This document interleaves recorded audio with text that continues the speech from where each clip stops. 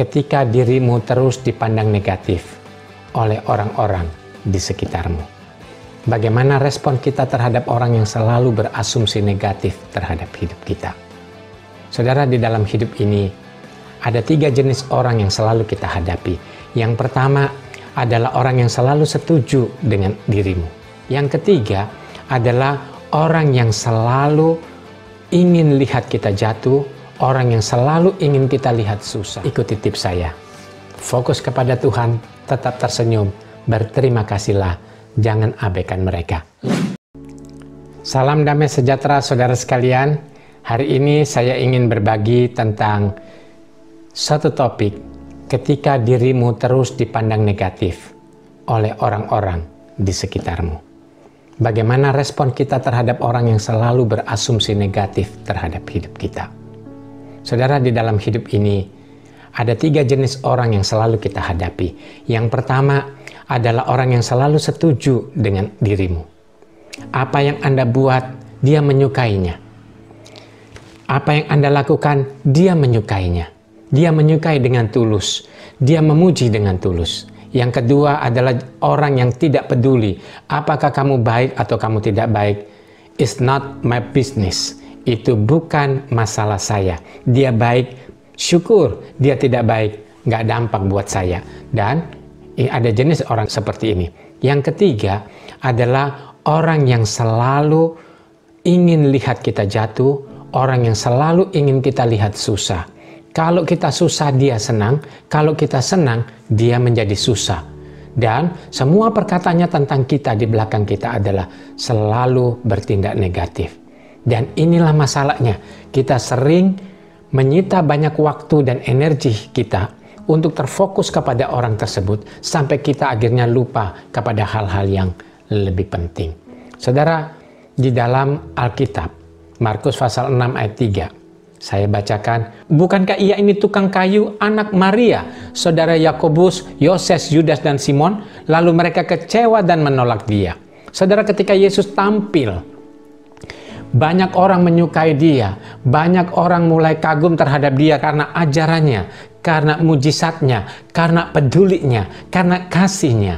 Tetapi ada sementara orang berkata, dia cuma anak tukang kayu, ini kan mamanya, itu kan saudara-saudaranya. Artinya orang-orang tersebut ingin meremehkan Tuhan Yesus. Tuhan Yesus tuh nggak ada apa-apanya. Lihat aja keluarganya, lihat aja saudara-saudaranya. Saudara sekalian, sekalipun karya Yesus begitu hebat, begitu besar, dan begitu berdampak, selalu ada orang yang tidak suka. Inilah tipe orang ketiga yang selalu ingin mencibir orang lain.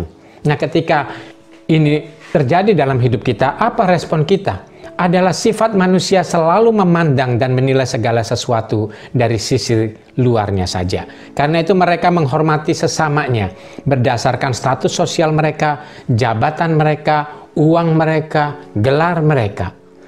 Sementara orang yang tampak biasa cenderung diremehkan dan disepelekan. Nah saudara, inilah hidup. Kalau itu terjadi di dalam hidupmu, apa yang harus kita lakukan? Tips saya yang pertama adalah tetaplah tenang.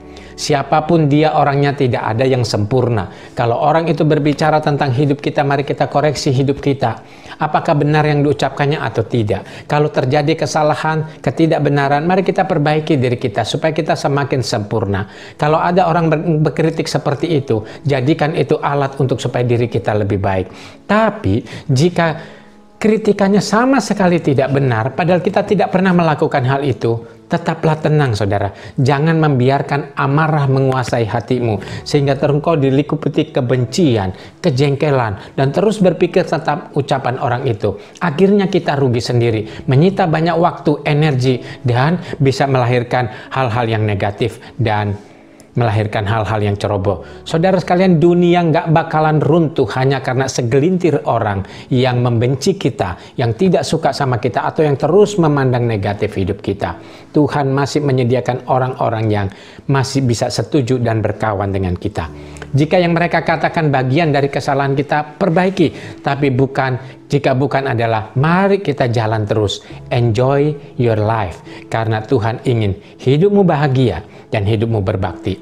Ketika kita dihina dan direndahkan, saudara, kita tidak perlu menjelaskan tentang dirimu kepada mereka. Kenapa saudara? Karena yang menyukaimu tidak membutuhkannya.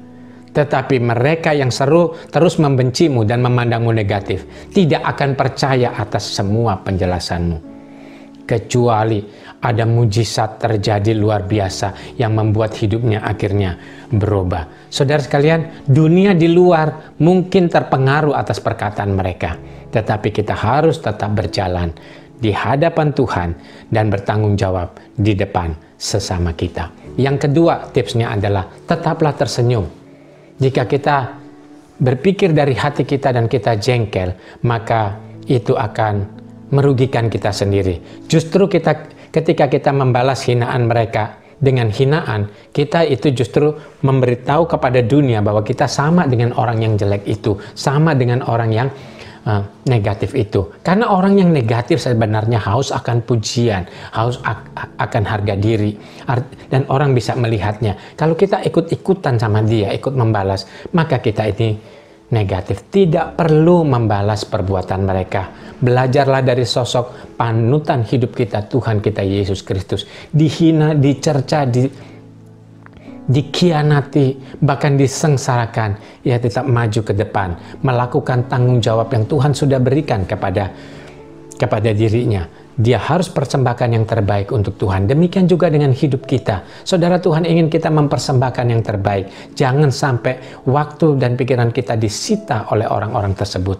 Tetaplah tersenyum, karena tersenyum saat dihina dan direndahkan akan memberikan satu pukulan kepada mereka yang terus menghina dan merendahkan dirimu. So, jangan terpengaruh akan yang mereka lakukan. Yang ketiga, jika mungkin berterima kasihlah sama mereka. Katakanlah, gara-gara ucapan-ucapanmu yang negatif, hidupku sekarang bisa jauh lebih berubah dan lebih maju dan lebih baik.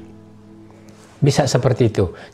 Tanggapilah dengan santai. Satu kali ada orang berkata, "Pak, ada orang menjelekkanmu."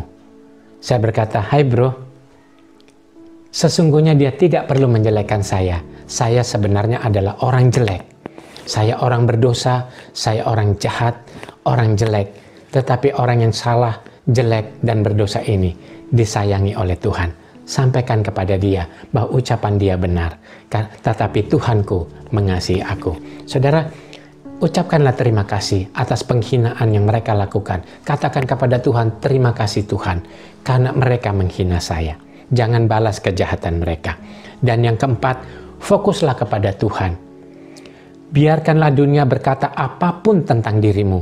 Hal yang penting harus kamu lakukan adalah tetap fokus, berjuang untuk mempersembahkan yang terbaik kepada Tuhan. Karena satu kali hidup kita harus dipertanggungjawabkan kepada Hakim yang agung, Tuhan kita Yesus Kristus. So fokuslah akan hal itu. Dan fokuslah kepada talenta-talenta yang sudah Tuhan percayakan untuk engkau kembangkan semaksimal mungkin, sebahagia mungkin, sesukses mungkin. Supaya ketika hidupmu maksimal dalam hidupmu, engkau bisa menyaksikan nama Tuhan. Kalau engkau mendapat hal yang banyak, engkau bisa bagikan kepada orang lain.